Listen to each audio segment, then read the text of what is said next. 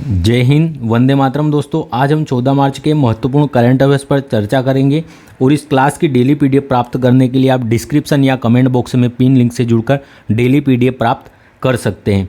आज हम महत्वपूर्ण करंट अफेयर्स और प्लस जीके जीएस को भी देखेंगे करंट अफेयर के साथ।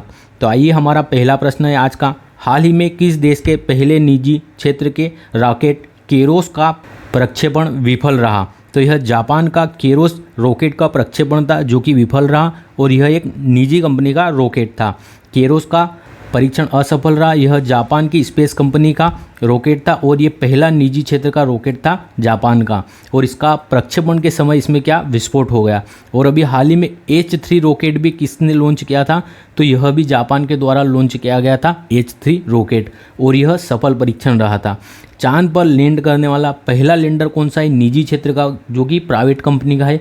तो ओडिसियस लैंडर है जो चांद पर लैंड करने वाला पहला निजी क्षेत्र का लैंडर है, और यह किस कंपनी का है? इंट्यूटिव कंपनी है जो यूएसए की कंपनी है। यह इसका लैंडर है ओडिसियस।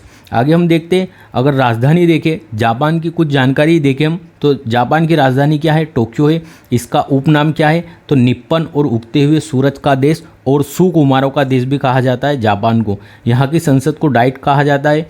प्रधानमंत्री वर्तमान में यहाँ के फ्यूमियो किशिदो हैं। मुद्रा यहाँ पर येन है और द्वीप यहाँ पर 4 है: होक्काइडो, होन्शु, क्यूशु और शिकोकू, जिसमें से होन्शु द्वीप सबसे बड़ा द्वीप है। और यहीं पर कौन सी? टोक्यो स्थित है इसकी राजधानी। टोक्यो इसकी राजधानी कौन से द्वीप पर है? होन्शु द्वीप पर।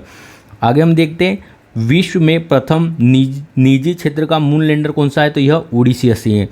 आगे हम देखते हैं, MIRV तकनीक का उपयोग अभी हाल ही में किस मिसाइल में किया गया है? तो भारत ने अभी हाल ही में मिशन दिव्यास्त्र के तहत अग्नि 5 का सफल परीक्षण किया है, जिसकी रेंज 5000 किलोमीटर से अधिक है। तो इसमें MIRV तकनीक का उपयोग किया गया है अग्नि 5 मिसाइल में।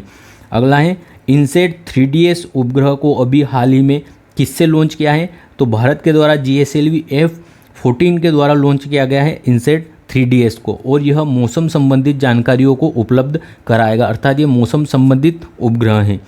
अगला है, राष्ट्रीय अंतरिक्ष दिवस हम कब मनाते हैं? तो अभी हाल ही में 23 अगस्त को घोषणा हुई है राष्ट्रीय अंतरिक्ष दिवस मनाने की, क्योंकि 14 जुलाई 2023 को जब LVM 3rd M4 रॉकेट से हमने चंद्रयान 3 को लॉन्च किया था, तो इसने सफलतापूर्वक 23 अगस्त 2023 को चंद्रमा के दक्षिणी ध्रुव पर सफल लैंडिंग करने में सफल रहा। और जिस पॉइंट पे यह उतरा उसे शिव शक्ति पॉइंट, और इसका जो रोवर था उसका नाम प्रज्ञान और लैंडर का नाम विक्रम था, जो कि चंद्रयान 3rd का रोवर और लैंडर थे।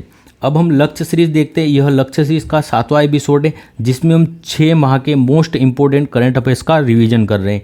इसमें देखते हैं, पहला है, संयुक्त राष्ट्र सामाजिक विकास आयोग के 62वें सत्र की अध्यक्षता कौन करेगा? तो इसके 62वें सत्र की अध्यक्षता भारत करेगा इस वर्ष सामाजिक विकास आयोग की। अगला है, भारत की पहली हेलीकॉप्टर आपातकालीन चिकित्सा सेवा कहाँ प्रारंभ हुई है? तो यह उत्तराखंड ने प्रारंभ की है भारत की पहली हेलीकॉप्टर आपातकालीन चिकित्सा सेवा। लोकतंत्र सूचकांक 2023 में भारत को अभी हाल ही में कौन सा स्थान प्राप्त हुआ है? तो 41वां स्थान प्राप्त हुआ है भारत को लोकतंत्र सूचकांक में, और इसे ट्रांसपेरेंसी इंटरनेशनल यूनिट के द्वारा जारी किया जाता है लोकतंत्र सूचकांक को। 9वें रायसीना डायलॉग में किस देश के मुख्य अतिथि अभी भारत आए थे? ग्रीस के जो प्रधानमंत्री है यह मुख्य अतिथि के रूप में आए थे रायसीना डायलॉग के लिए। अगला है, पहला फ्रेंच फिल्म फेस्टिवल 2024 कहाँ आयोजित हुआ? तो यह कोलकाता में आयोजित हुआ है, और यह पहली बार आयोजित हुआ है फ्रेंच फिल्म भारत में, और कहाँ पर? कोलकाता में। अगला है, विश्व का पहला लकड़ी का सैटेलाइट लिग्नोसेट प्रोब यह किसने विकसित किया है? तो यह नासा, जो कि अमेरिका की अंतरिक्ष एजेंसी, और जाक्सा, जो कि जापान की अंतरिक्ष एजेंसी है, इन दोनों के द्वारा लिग्नोसेट प्रोब का निर्माण किया गया है। हाल ही में क्वाड बिल किसने पारित किया है? तो यूएसए की संसद से अभी हाल ही में क्वाड बिल को पारित किया गया है। अगला है, IPL की सर्वकालिक महान टीम का कप्तान किसे नामित किया है? तो अभी हाल ही में MS धोनी जी को नामित किया गया है सर्वकालिक महान कप्तान, और इनकी जर्सी नंबर 7 को रिटायर कर दिया गया है BCCI द्वारा, और जो जर्सी नंबर 7 था इसे पहले रिटायर किया गया था और ये सचिन साहब की थी, और यह MS धोनी की है जर्सी नंबर 7। बाफ्टा पुरस्कार 2024 में सर्वश्रेष्ठ फिल्म का पुरस्कार किसे मिला है? ओपनहाइमर फिल्म को बाफ्टा में सर्वश्रेष्ठ पुरस्कार प्राप्त हुआ है। और ओपेनहाइमर कौन थे, तो जो परमाणु बम है इसके आविष्कारक कौन थे, ओपेनहाइमर, और इनके ऊपर यह फिल्म बनी है। जो ऑस्कर अवार्ड है, जिन्हें एकेडमिक अवार्ड भी कहते हैं, वो भी अभी हाल ही में किसे मिला है, ओपेनहाइमर फिल्म को ही मिला है। आशा किरण योजना किसने प्रारंभ की थी, यह कर्नाटक सरकार के द्वारा प्रारंभ की गई है आशा किरण योजना। अगला है अंतर्राष्ट्रीय सौर गठबंधन का 119वां सदस्य कौन बना है, तो माल्टा जो देश है यह अंतर्राष्ट्रीय सौर गठबंधन का 119वां देश बना है। और इसका मुख्यालय कहाँ पर है, तो इसका मुख्यालय गुरुग्राम में है। कहाँ पर, गुरुग्राम हरियाणा में इसका मुख्यालय है। अगला प्रश्न है सिप्री की रिपोर्ट के अनुसार वर्ष 2019 से 23 के बीच दुनिया का शीर्ष हथियार आयातक देश कौन सा है, तो भारत शीर्ष आयातक देश है दुनिया का, अर्थात सबसे ज़्यादा हथियारों को मंगवाने वाला देश कौन सा है विश्व का, भारत। और ये रिपोर्ट कौन जारी करता है, सिप्री करता है। और सिप्री कहाँ की है यह, तो यह स्टॉकहोम की है सिप्री। और इसका फुल फॉर्म अगर देखें तो Stockholm international peace and research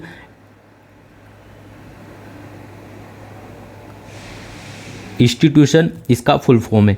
ये याद रखना, ये कहाँ स्टॉकहोम से अपनी रिपोर्ट जारी करती है। और 2019 से 2023 के मध्य हथियार के आंकड़ों को इसने प्रस्तुत किया है। अगर हम देखें विश्व में सर्वाधिक हथियार का निर्यातक देश कौन सा है, तो निर्यातक में यूएसए पहले स्थान पर है और दूसरे स्थान पर फ्रांस है। अगर आयातक में देखेंगे तो आयात करने में सबसे ज़्यादा हथियारों का आयात करता है भारत, तो पहले स्थान पर भारत है और दूसरे स्थान पर सऊदी अरब है। अगर देखिए भारत को सबसे ज़्यादा आपूर्ति अर्थात कौन उपलब्ध करवाता है हथियार, तो भारत के लिए हथियार का आपूर्तिकर्ता प्रथम देश कौन सा है, रूस है। सबसे ज़्यादा भारत रूस से हथियार खरीदता है।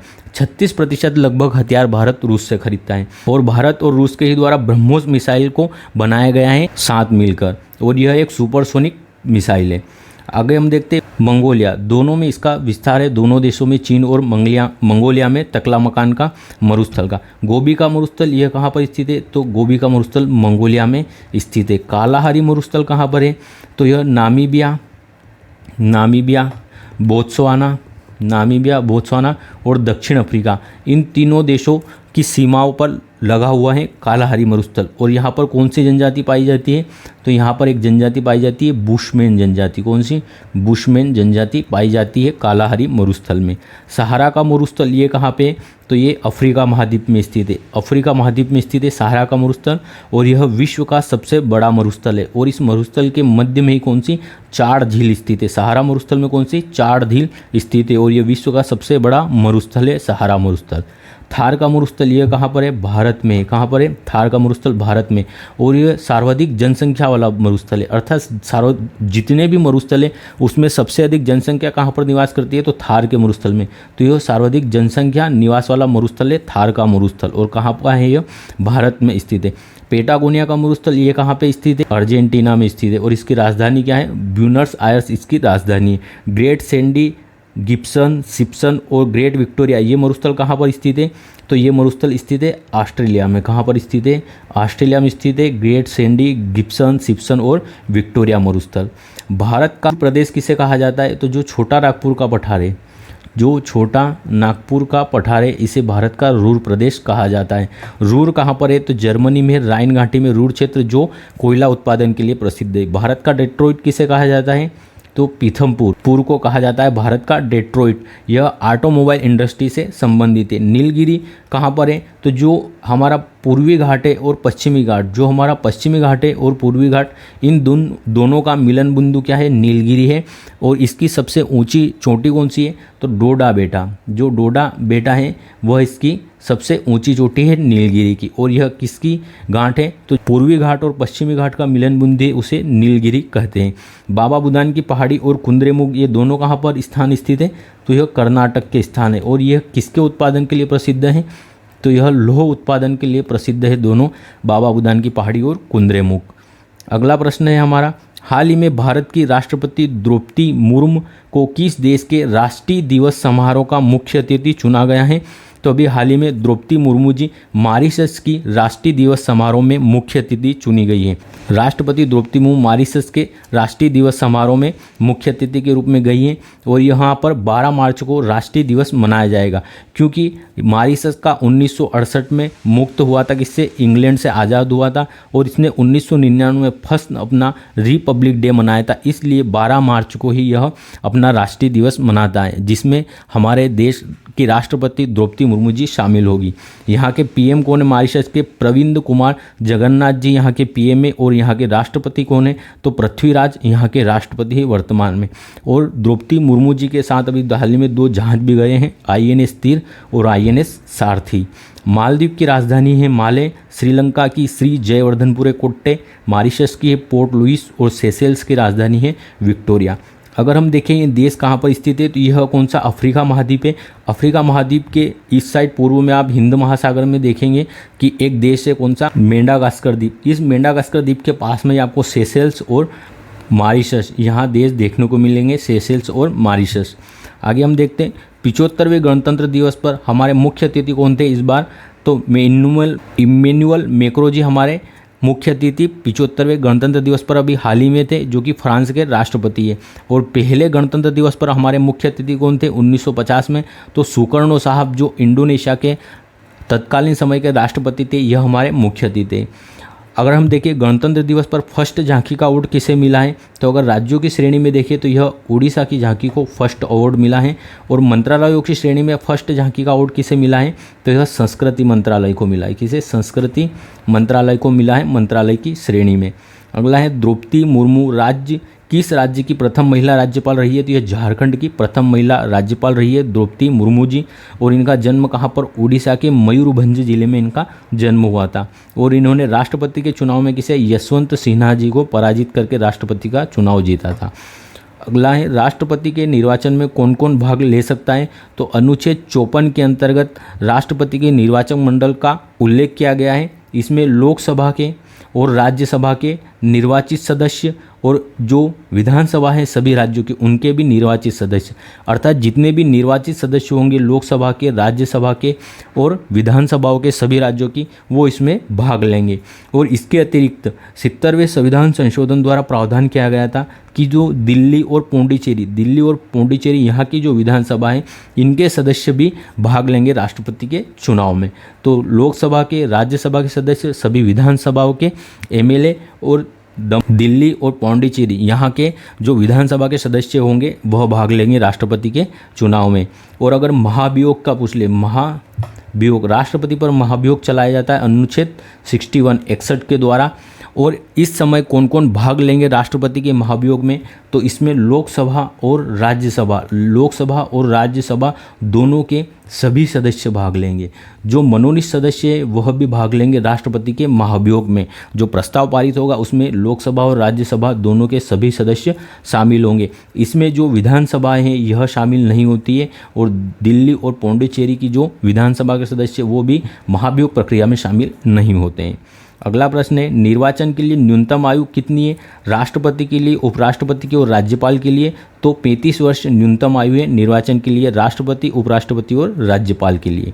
अगला प्रश्न है ऊर्जा, पर्यावरण और जल परिषद की रिपोर्ट के अनुसार उपचारित अपशिष्ट जल प्रबंधन के क्षेत्र में अग्रणी राज्य कौन सा है? तो अपशिष्ट जल के प्रबंधन के लिए अग्रणी राज्य कौन सा है? तो हरियाणा अग्रणी राज्य है अपशिष्ट जल के प्रबंधन में। तो CEW अर्थात council for energy and environment water के द्वारा यह रिपोर्ट जारी की गई है, जिसमें अवशिष्ट जल के प्रबंधन में पहले स्थान पर कौन सा है? हरियाणा राज्य पहले स्थान पर है। अवशिष्ट जल के प्रबंधन की रिपोर्ट यह आई है और टॉप पर कौन है? हरियाणा पहले स्थान पर है, दूसरे स्थान पर कर्नाटक है, तीसरे स्थान पर पंजाब और चौथे स्थान पर राजस्थान है अवशिष्ट जल के प्रबंधन करने में। और सबसे निचले पायदान पर, बॉटम पर किस राज्य का स्थान है? तो छत्तीसगढ़ का स्थान है अवशिष्ट जल के प्रबंधन में सबसे निचले स्थान पर। सबसे पहला स्थान हरियाणा का है, दूसरा कर्नाटक, तीसरा पंजाब और चौथा राजस्थान का स्थान है। हड़प्पा सभ्यता के सबसे बड़े संग्रहालय कहाँ पर स्थापित है? तो यह राखीगढ़ी हरियाणा में स्थापित है हड़प्पा सभ्यता का सबसे बड़ा संग्रहालय। शुद्ध शून्य कार्बन उत्सर्जन का लक्ष्य कब तक हासिल करने का है भारत का, तो 2070 तक शून्य कार्बन उत्सर्जन को हासिल करने का लक्ष्य है भारत का। स्वच्छता सर्वेक्षण में शीर्ष शहर कौन से हैं स्वच्छता सर्वेक्षण में इस बार, तो इंदौर और सूरत दोनों पहले स्थान पर है स्वच्छता सर्वेक्षण में शहरों में। और अगर राज्य की बात करें तो राज्य में पहले स्थान पर कौन सा है, महाराष्ट्र राज्य पहले स्थान पर है स्वच्छता सर्वेक्षण में। हरियाणा के नए सीएम कौन बने अभी हाल ही में, तो नायाब सैनी जी हरियाणा के नए सीएम बने हैं अभी हाल में। अगला है, हाल ही में दुनिया की पहली 3D प्रिंटेड मस्जिद का निर्माण कहाँ हुआ है, तो इसका सऊदी अरब में निर्माण हुआ है और यह पहली 3D प्रिंटेड मस्जिद है। विश्व की पहली 3D प्रिंटेड मस्जिद का निर्माण जेद्दा सऊदी अरब में हुआ है। और इसका फ़ायदा क्या है, 3D प्रिंटेड से निर्मित होंगे तो इससे जो बर्बादी होती है मटेरियल की, वेस्ट, वो रुकेगी और जो संसाधन का उपयोग है वह अनुकूलतम होगा। और जो भवन निर्माण के समय जो चोटें आती है या मृत्यु हो जाती है इनसे निजात मिलेगा। और इस मस्जिद का नाम क्या है, तो मोहम्मद शरफ वली मस्जिद इसका नाम है और चीन की एक कंपनी है उसके द्वारा यह निर्मित की गई है। सऊदी अरब की राजधानी है रियाद और यहाँ की मुद्रा है रियाल। अल नेफुद और रब अल खाली ये दोनों मरुस्थल कहाँ पे, सऊदी अरब में स्थित है। भारत का पहला 3D प्रिंटेड मंदिर कौन सा है, तो यह तेलंगाना में स्थित है भारत का पहला 3D प्रिंटेड मंदिर। और भारत का फर्स्ट 3D मुद्रित डाकघर कौन सा है, तो यह बेंगलुरु में स्थापित किया गया है भारत का पहला 3D मुद्रित डाकघर। ये मैप आप देख रहे हैं, ये अफ्रीका का मैप है। यहाँ पर आपको भूमध्य सागर मिलेगा, भूमध्य सागर और लाल सागर को जोड़ने वाली आपको यहाँ पर स्वेज नहर देखने को मिलेगी और लाल सागर और अदन की खाड़ी को जोड़ने वाली आपको बाब उल मंदेव, जिसे आंसुओं का द्वार भी कहा जाता है, जल संधि मिलेंगी बाब उल मंदेव। तो यहाँ पर प्रश्न है फारस की खाड़ी और लाल सागर, फारस की खाड़ी और लाल सागर से सीमा बनाने वाला एकमात्र देश कौन सा है, सऊदी अरब। तो आप यहाँ पर देखेंगे लाल सागर और यहाँ पर है फारस की खाड़ी, तो लाल सागर और फारस की खाड़ी दोनों से सीमा बनाने वाला दोस्त कौन सा है, सऊदी अरब। और अदन की खाड़ी और फारस की खाड़ी इन दोनों को मिलाने वाली संधि कौन सी है, तो जो हॉर्मुज जल संधि है वह फारस की खाड़ी और अदन की खाड़ी दोनों को मिलाती है। अब आगे हम देखते हैं यूनेस्को के 45वें सत्र का आयोजन कहाँ पर हुआ था, 2023 में इसका आयोजन रियाद में हुआ था, सऊदी अरब। और यहाँ पर भारत के 2 स्थानों को यूनेस्को की विश्व विरासत सूची में शामिल किया था, जिसमें 41वां स्थल था शांति निकेतन और 42वां स्थान है होलेश्वर के मंदिर जो कि कर्नाटक में स्थित है। और इसकी बैठक 2024 में कौन करेगा, तो भारत इसकी अध्यक्षता करेगा 2024 में यूनेस्को के सत्र की। अगला प्रश्न है, हाल ही में गृह मंत्रालय ने 17 सितंबर को किसका स्वाधीनता दिवस घोषित किया है, तो हैदराबाद का स्वाधीनता दिवस घोषित किया है गृह मंत्रालय ने 17 सितंबर को। हैदराबाद का स्वाधीनता दिवस घोषित किया है क्योंकि 17 सितंबर 1948 को ही ऑपरेशन पोलो के द्वारा हैदराबाद को भारत में शामिल किया गया था। और अभी हाल ही में गृह मंत्रालय के द्वारा 17 सितंबर को हैदराबाद का स्वाधीनता दिवस घोषित किया गया है। आगे हम देखते हैं ऑपरेशन मेघदूत, यह कहाँ पर चलाया गया था, तो 1984 में यह सियाचिन में चलाया गया था। ऑपरेशन मेघदूत जो लद्दाख में स्थित है, विश्व का सबसे ऊंचा युद्ध स्थल सियाचिन, इसे विजय करने के लिए चलाया गया था। और सियाचिन पर तैनात होने वाली कैप्टन शिवा चौहान फर्स्ट महिला ऑफिसर है जो भी हाल ही में सियाचिन पर तैनात हुई है। और नुब्रा घाटी में स्थित है कौन सा, सियाचिन ग्लेशियर की घाटी नुब्रा घाटी में स्थित है। ऑपरेशन पवन यह श्रीलंका में चलाया गया था, जो यहाँ का संगठन है लिट्टे, इस संगठन के विरुद्ध चलाया था ऑपरेशन पवन श्रीलंका में भारतीय सेना द्वारा। ऑपरेशन कैक्टस यह मालदीव में चलाया गया था। ऑपरेशन जीरो आवर यह 9 अगस्त 1942 को भारत छोड़ो आंदोलन प्रारंभ होने से पहले ही रात को 12 बजे ऑपरेशन जीरो आवर के तहत सभी नेताओं को गिरफ्तार कर लिया गया था। अगला प्रश्न है, हाल ही में राष्ट्रीय कार्यक्रम Khelo India rising talent identification programme Kirti का शुभारंभ कहाँ हुआ है। Khelo India rising talent identification programme Kirti का शुभारंभ कहाँ पर, चंडीगढ़ से इसका शुभारंभ हुआ है कीर्ति का प्रोग्राम का। कीर्ति राष्ट्रीय कार्यक्रम में यह इसको लॉन्च किया है श्री अनुराग जी ठाकुर द्वारा, जो हमारे युवा और खेल मंत्री है, और इसे चंडीगढ़ से प्रारंभ किया है। कीर्ति इसका फुल फॉर्म है Khelo India rising talented identification programme. और इसका उद्देश्य जो ज़मीनी स्तर पर खेल प्रतिभा हैं उन्हें पहचान कर सपोर्ट करना, अर्थात जो 9 से 18 वर्ष आयु वर्ग के बच्चे हैं और अगर वह किसी खेल में प्रतिभावान हैं तो उन्हें यहाँ पर ऑनलाइन उनका माय भारत एप्लीकेशन या माय भारत पोर्टल पर जाकर उनका आप ऑनलाइन आवेदन कर सकते हैं। इनकी टीम आएगी और उस बच्चे का प्रशिक्षण देखेगी और उसके बाद उसे ले जाएगी। तो यह जो ज़मीन स्तर पर खेल प्रतिभा है उनको सपोर्ट करने के लिए प्रारंभ किया गया है कीर्ति प्रोग्राम। खेलो इंडिया यूथ गेम्स का छठा संस्करण अभी हाल ही में कहाँ पर आयोजित हुआ है? तमिलनाडु में। और इसमें प्रथम स्थापन कौन सा राज्य रहा है? महाराष्ट्र। और इसका शुभंकर था वीर मंगाई खेलो इंडिया यूथ गेम का। खेलो इंडिया यूनिवर्सिटी गेम का भी आयोजन अभी हुआ है और इसका आयोजन कहाँ पे? असम गुवाहाटी में हुआ है और यह चौथे क्रम के खेल थे और इसका शुभंकर था अष्टलक्ष्मी और इसका विजेता अर्थात पहले स्थान पर कौन सी? चंडीगढ़ यूनिवर्सिटी रही है खेलो इंडिया यूनिवर्सिटी गेम्स में। खेलो इंडिया पैरा गेम्स, इनका आयोजन फर्स्ट बार हुआ है भारत में और इनका आयोजन अभी नई दिल्ली में हुआ है। शुभंकर इनका था उज्ज्वला और पहले स्थान पर हरियाणा रहा है खेलो इंडिया पैरा खेल में। खेलो इंडिया बीच गेम्स, इनका आयोजन भी प्रथम बार हुआ है भारत में और इनका प्रथम आयोजन द्वीप में हुआ है और पहले स्थान पर अर्थात इसका विजेता कौन? मध्य प्रदेश रहा है खेलो इंडिया बीच गेम्स का। अगला है, हाल ही में प्रधानमंत्री श्री नरेंद्र मोदी ने कोचरब आश्रम का उद्घाटन कहाँ पर किया है? तो गुजरात में कोचरब आश्रम का उद्घाटन किया है। अभी हाल ही में पीएम नरेंद्र मोदी साबरमती आश्रम गए थे और यहीं पर उन्होंने 12 मार्च को कोचरब आश्रम का उद्घाटन किया है। और कोचरब आश्रम की स्थापना किसके द्वारा? तो 1915 में महात्मा गांधी द्वारा स्थापना की गई थी कोचरब आश्रम की। इसका उद्घाटन किया है अर्थात इसके रिनोवेशन के लिए इसका शुभारंभ किया है। और किस प्रोग्राम के तहत? तो आश्रम भूमि वंदना प्रोग्राम के तहत इसका पुनः उद्धार किया जाएगा।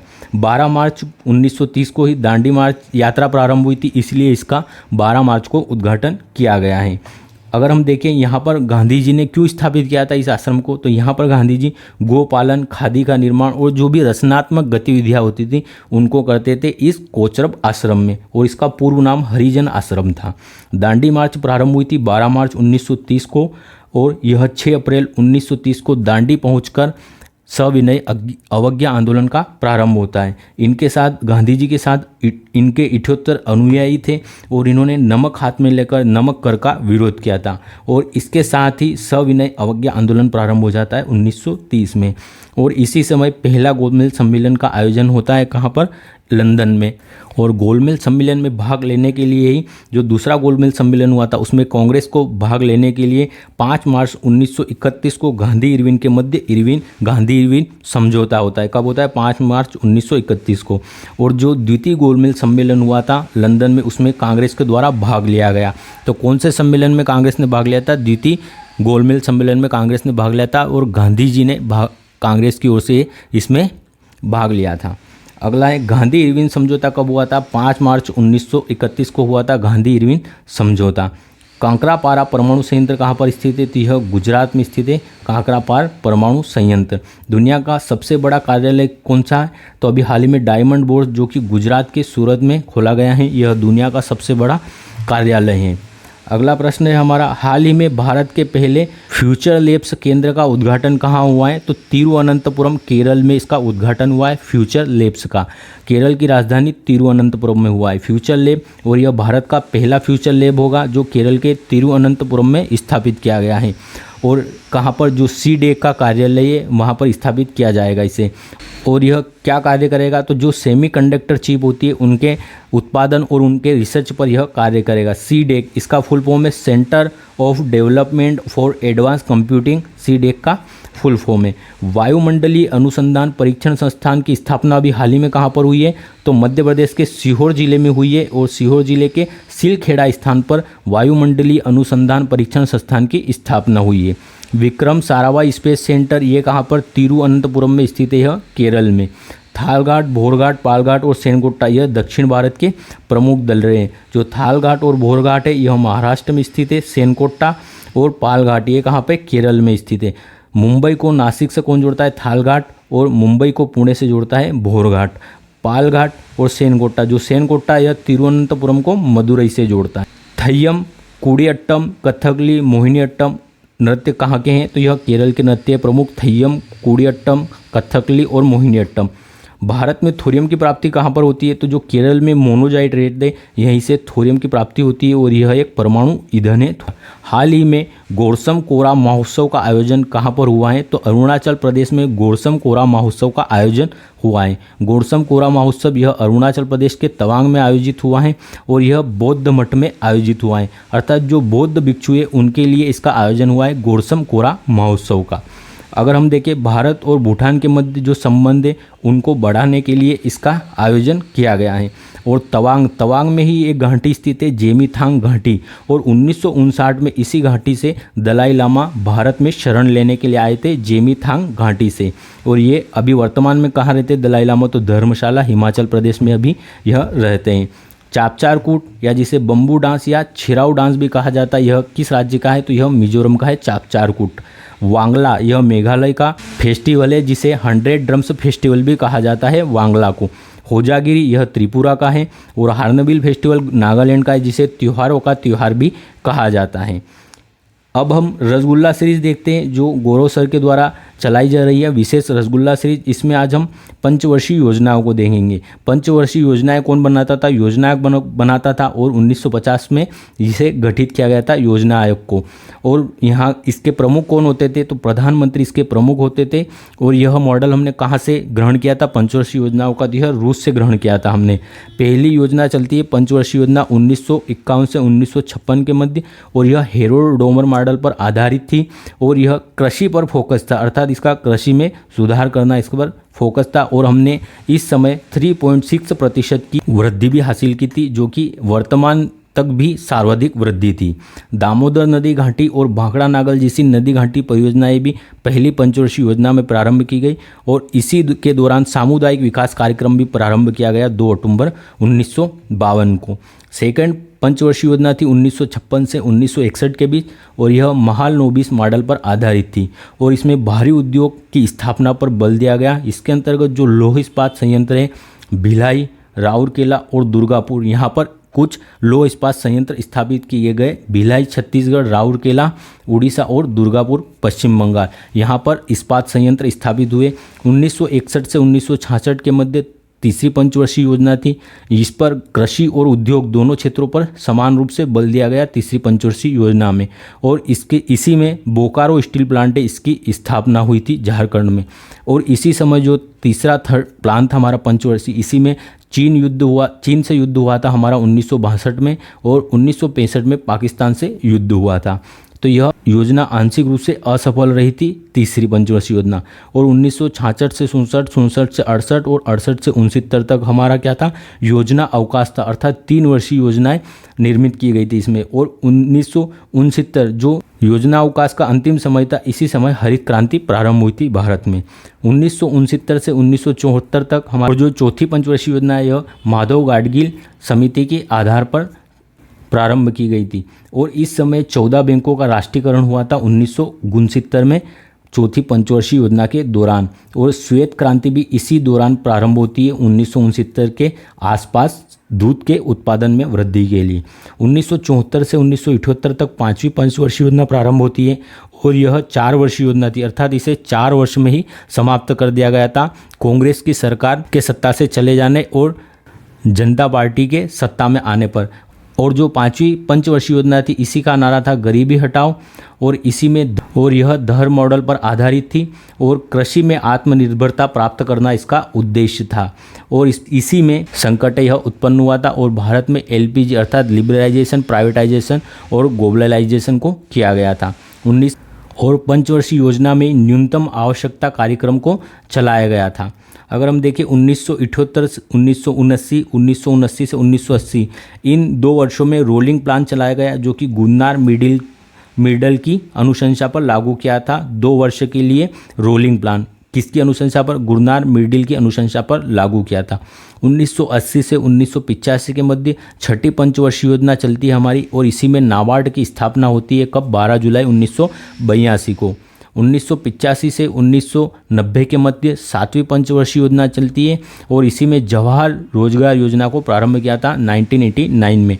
1991-92 के मध्य वार्षिक प्लान रहता है, और इसी पे समय भारत में भुगतान संतुलन का जो 1992 और 1997 के मध्य 8वीं पंचवर्षीय योजना चलती है, और इस पर पहली बार मानव संसाधन पर बल दिया गया था। जो हमारा 9वां पंचवर्षीय प्लान था, इसमें कारगिल युद्ध हुआ था, और जो दूसरा परमाणु परीक्षण तो हमारा 1998 में 1998 में इसका सफल परीक्षण किया था। दूसरे परमाणु परीक्षण का भारत के द्वारा 9वीं पंचवर्षीय योजना में 2002 से 7 के मध्य 10वीं पंचवर्षीय योजना चलती है, 11वीं पंचवर्षीय योजना, और 2012 से 2017 के मध्य अंतिम 12वीं पंचवर्षीय योजना चलती है। इसके बाद 5 ईयर प्लान को समाप्त कर दिया गया और योजना आयोग की जगह नीति आयोग हो गया।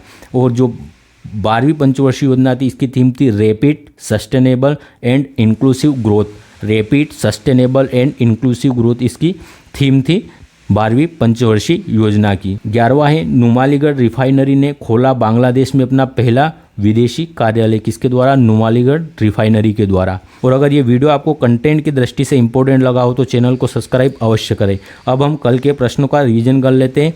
टोकिन घाटी विवाद का संबंध किससे? चीन वियतनाम से इसका संबंध है। अफ्रीका महाद्वीप द्वारा अपनाए गए याओंडे घोषणा पत्र का संबंध मलेरिया से है। डीआरडीओ ने MIRV तकनीक आधारित किस मिसाइल का सफल परीक्षण किया है? अग्नि 5 का। प्रतिष्ठित IAA गोल्डन कंपास पुरस्कार से किसे सम्मानित किया गया है? तो यह श्रीनिवासन स्वामी जी को सम्मानित किया गया है अभी हाल ही में। नायब सिंह सैनी कहाँ के नए मुख्यमंत्री बने? तो यह हरियाणा के नए मुख्यमंत्री बने। बिजली विभाग की डिस्कॉम की एकीकृत रेटिंग में शीर्ष स्थान किसे मिला है? तो यह महाराष्ट्र को मिला है। Contactless payment wearable Indus Paywear किसने लॉन्च किया है? तो इंडसइंड बैंक के द्वारा लॉन्च हुआ है। महिला वैज्ञानिकों को फैकल्टी की सहायता के लिए शेरनी का उद्घाटन किसने किया है? तो यह UGC के द्वारा किया गया है शेरनी का उद्घाटन। निंगल नालामा योजना किसने प्रारंभ की है? तमिलनाडु द्वारा प्रारंभ की गई है निंगल नालामा योजना। राष्ट्रीय अनुसूचित जाति आयोग के अध्यक्ष पद पर किसे नियुक्त किया गया है? तो अभी हाल ही में किशोर मकवाना जी को नियुक्त किया गया है राष्ट्रीय अनुसूचित जाति आयोग के अध्यक्ष पद पर। धन्यवाद, जय हिंद। मिलते हैं जल्दी ही अगले वीडियो में।